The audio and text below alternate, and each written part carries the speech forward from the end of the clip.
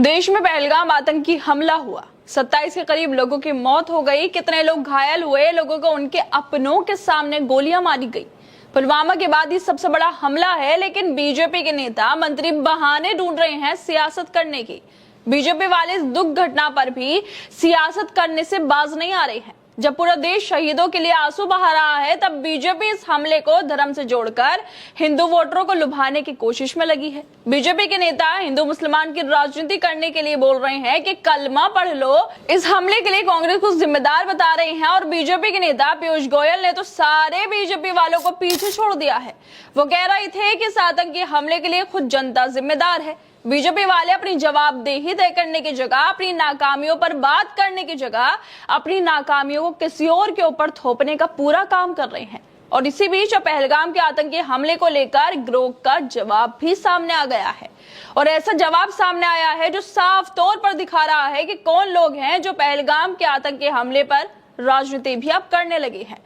दरअसल जब पूरा देश दुखी है, हर कोई पहलगाम हमले के पीड़ितों के साथ खड़ा है, ऐसे वक्त में भी बीजेपी के नेताओं को राजनीति सूझ रही है।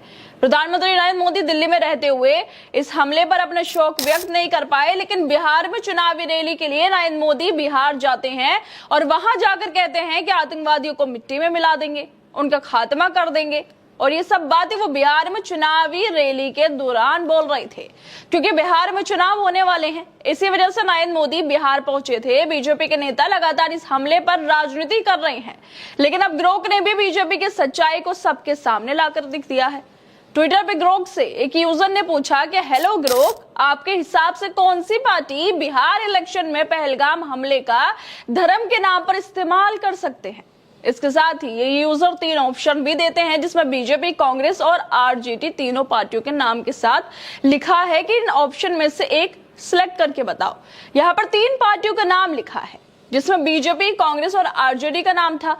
इनमें से किसी एक का नाम गिरोह को लेना था, लेकिन गिरोह ने नाम लिया बीजेपी का। गिरोह बीजेपी के ऑप्शन को चुनते हुए लिखता है कि बीजेपी सबसे ज्यादा पहलगाम हमले का इस्तेमाल बिहार चुनाव में धर्म के नाम पर वोट मांगने के लिए कर सकती है। उनकी पुरानी रणनीति सांप्रदायिक मुद्दों को बनाने की रही है। और पीएम मोदी की 24 अप्रैल 2025 को बिहार में दी गई स्पीच, जिसमें उन्होंने आतंकियों के खिलाफ सख्त कार्रवाई का वादा किया था, ये दिखाता है कि वो इस हमले को हिंदुओं पर हमले के तौर पर पेश करके हिंदू वोटरों को एकजुट कर सकते हैं। वहीं कांग्रेस एकता और सुरक्षा पर सवाल उठाने पर ध्यान देती है और आरजेडी सामाजिक न्याय पर जोर देती है। इसलिए इन दोनों के धर्म के आधार पर वोट मांगने की संभावना कम है। गिरोह सीधे तौर पर बीजेपी को पहलगाम आतंकी हमले को राजनीतिक तौर पर इस्तेमाल करने का बात कर रहा है। वो कह रहा है कि बीजेपी वाले इस आतंकी हमले को इस्तेमाल करेंगे और नरेंद्र मोदी ने तो इस हमले को इस्तेमाल करना भी शुरू कर दिया है। पहलगाम आतंकी हमले का राजनीतिक इस्तेमाल सबसे ज्यादा बीजेपी कर रही है।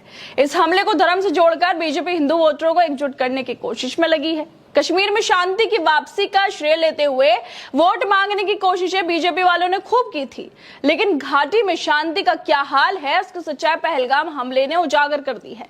इस हमले को सरकार की नाकामी बताया जा रहा है, सुरक्षा व्यवस्था की चूक भी बताया जा रहा है, लेकिन बीजेपी वाले इसे अपनी नाकामी और चूक बताने की जगह कांग्रेस पर इसका ठीकरा फोड़ रहे थे। जनता को बोला जा रहा है कि तुम्हारी देशभक्ति की कमी से ये सब हो रहा है। हिंदू मुसलमान के नाम पर इस हमले को टालने की बीजेपी वाले पूरी कोशिश कर रहे हैं। शहीदों की चिताएं अभी ठंडी नहीं हुई हैं और बीजेपी से हिंदुत्व और राष्ट्रीय सुरक्षा का मुद्दा बनाकर चुनावी रोटियां सेकने में लगी है। ये वही लोग हैं जो सत्ता के लिए किसी भी हद तक जा सकते हैं, फिर चाहे वो देश का दर्द हो या वोट का खेल। जब देश को एकता की जरूरत है, तब ये सियासत कर रहे हैं। नरेंद्र मोदी ने बिहार के मधुबनी में जनसभा को संबोधित कर दिया था। इस दौरान उन्होंने पहले तो श्रद्धांजलि दी थी, फिर अपने भाषण को भी शुरू कर दिया था कि पहलगाम में आतंकियों ने बेकसूरों को मारा है, जिन लोगों को भी मारा है, साजिश रची है, उनको कल्पना से बड़ी सजा दी जाएगी। लेकिन यहाँ पर सवाल ये उठता है, क्या ये बात दिल्ली में नहीं बोली जा सकती थी? क्या जरूरी था बिहार जाकर नरेंद्र मोदी को ये भाषण देना? क्या वो दिल्ली में रहते हुए आतंकवादियों को चेतावनी नहीं दे सकते थे? चुनावी रैली के लिए बिहार जाकर ये सब बोलना ज्यादा जरूरी था? हाँ, शायद, क्योंकि बिहार में चुनाव है। इसी वजह से नरेंद्र मोदी बिहार गए और चुनावी रैली में पहलगाम हमले का और जिस तरह से हमला हुआ, गोलीबारी हुई, उसका इस्तेमाल भी उन्होंने कर दिखाया है।